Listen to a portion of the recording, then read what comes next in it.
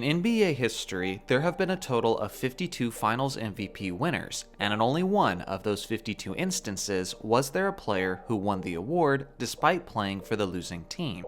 That was the first Finals MVP, which was Jerry West in 1969. Jerry certainly earned the award, as he was clearly the best player over the course of the series, averaging close to 40 points per game. But ever since that one instance, the NBA has changed this method on selecting the Finals MVP winner, strictly giving the award to only players on the winning team.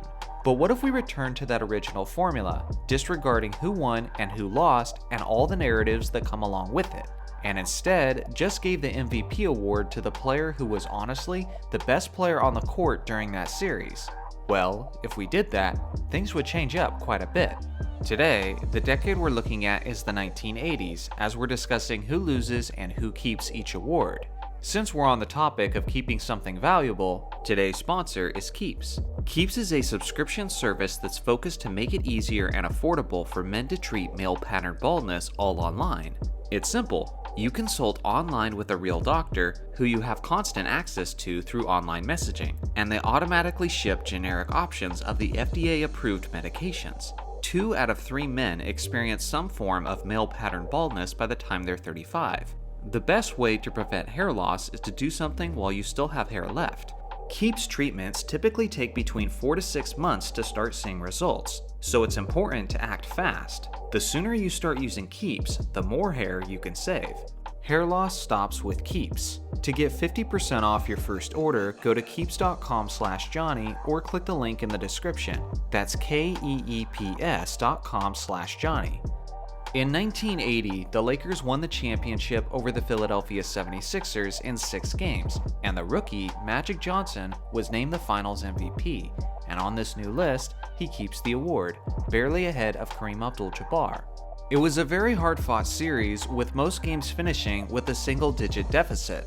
Kareem famously got injured in the 5th game in the series, which resulted in Magic Johnson starting at center for Game 6. And what ensued was arguably the greatest individual performance in NBA Finals history, as Magic put up 42 points, 15 rebounds, 7 assists, and 3 steals on 60.9% shooting, and the Lakers won the game with a final score of 123-107. The thing is, Kareem was definitely on track to win that Finals MVP, but I chose to give it to Magic simply because of the value of 6 games played compared to only 5. On the series, Kareem put up 33.4 points, 13.6 rebounds, 3.2 assists, and 4.6 blocks on 54.9% shooting. Compare that to Magic, who poured in 21.5 points, 11.2 rebounds, 8.7 assists, and 2.7 steals on 57.3% shooting. Again, you could definitely argue that Kareem was the stronger force when he was available, but regardless of the voting style, it's hard for me to take the award from a great player who was impactful throughout the entire series and not just most of it. In 1981, the Boston Celtics defeated the Houston Rockets in 6 games, and Cedric Maxwell was named the Finals MVP, but on this new list, he loses the award to Larry Bird.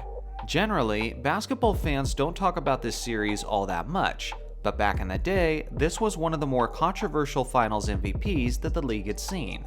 Cedric "Cornbread" Maxwell is one of the more underappreciated players of league history, and he certainly had a tremendous impact on the series as he put up 17.7 points, 9.5 rebounds, and 2.8 assists on 56.8% shooting.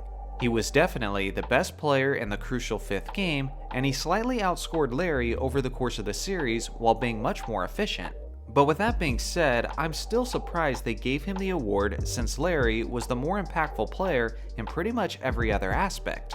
On the series, Bird put up averages of 15.3 points, 15.3 rebounds, 7 assists, and 2.3 steals on 41.9% shooting.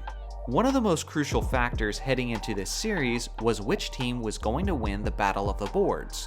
The Rockets may have been seen as favorites to win that category, but the Celtics ultimately won that battle in the finals, and the player who deserves the most credit for that is easily Larry Legend, who even nearly out-rebounded one of the greatest rebounders ever, Moses Malone. If that doesn't tell you how impactful Bird was on the boards, then absolutely nothing will. On top of that, he was easily the best distributor and the best pickpocket throughout the series, as he led both teams in both assists and steals.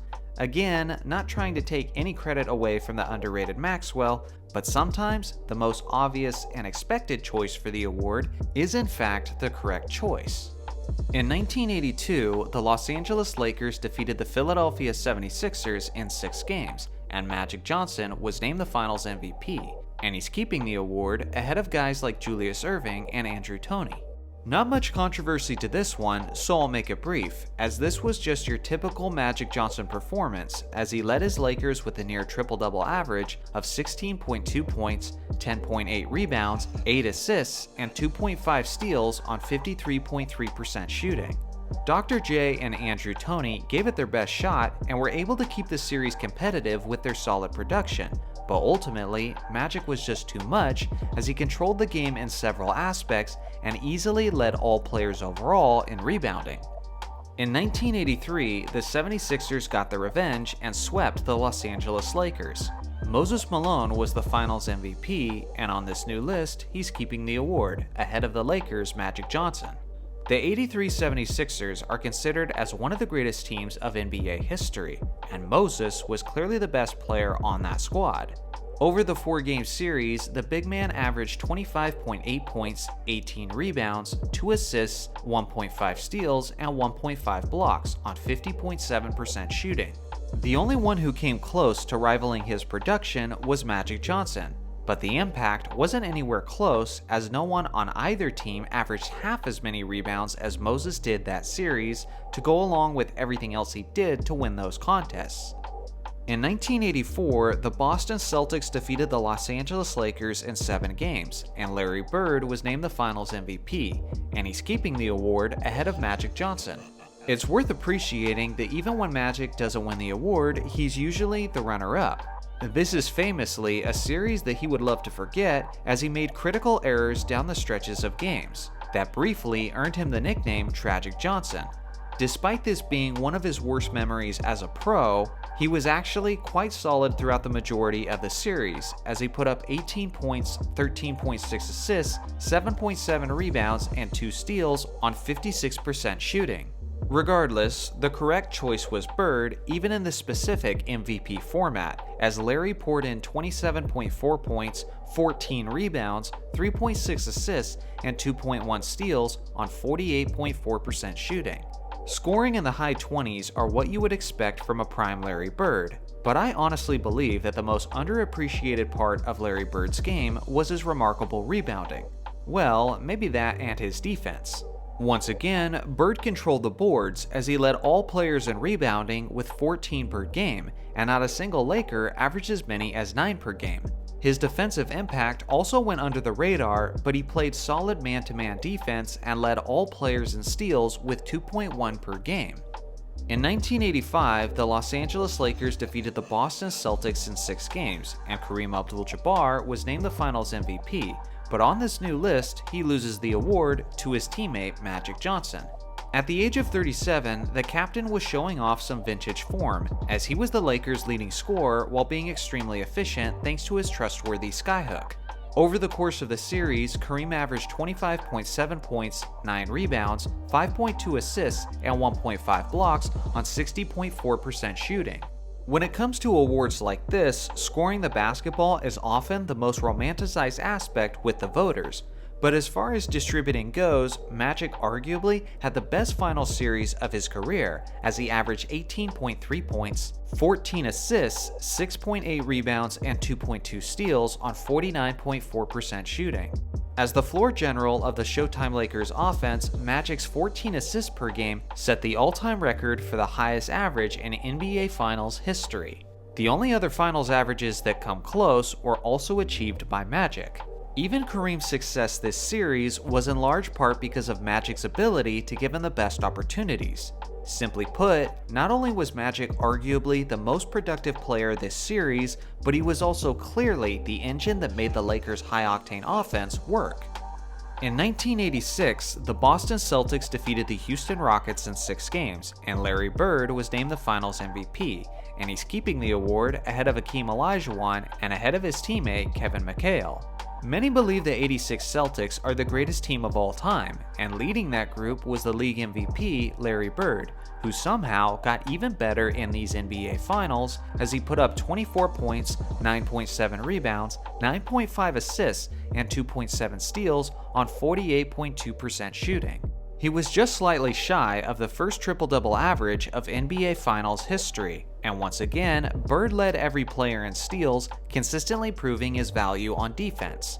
Mikhail and Olajuwon had their own impressive performances in the finals, but simply put, Bird was on another level this series and easily secured the award.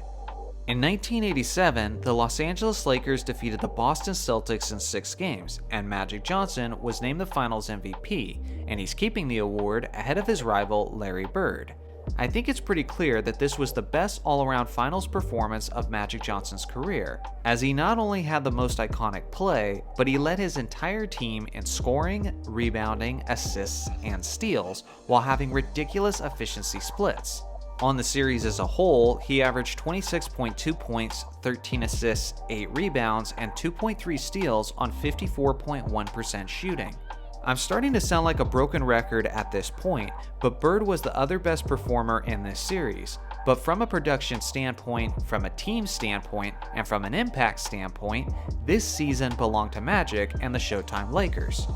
In 1988, the Los Angeles Lakers defeated the Detroit Pistons in 7 games, and Big Game James Worthy was named the Finals MVP. But unfortunately, despite his clutch gene, he's losing the award to his teammate Magic Johnson. James Worthy deserves more credit than he normally gets for being an under-recognized Finals MVP.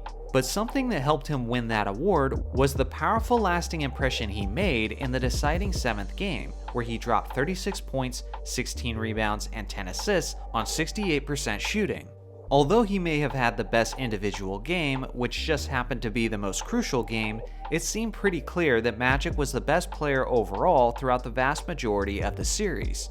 On the series as a whole, Worthy put up 22 points, 7.4 rebounds, and 4.4 assists on 49.2% shooting.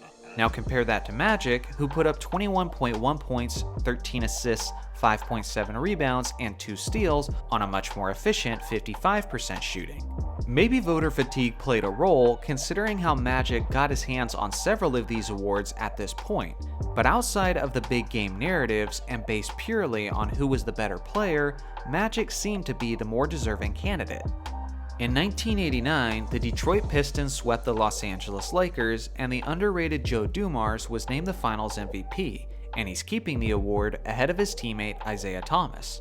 The series was never really close, as Kareem was just a shell of his former self, and Magic's hamstring injury caused him to miss a significant amount of time, including all of Game 4. Dumars took advantage of the short-handed Lakers and led all players in scoring as he poured in 27.3 points, 6 assists, and 1.8 rebounds on 57.6% shooting.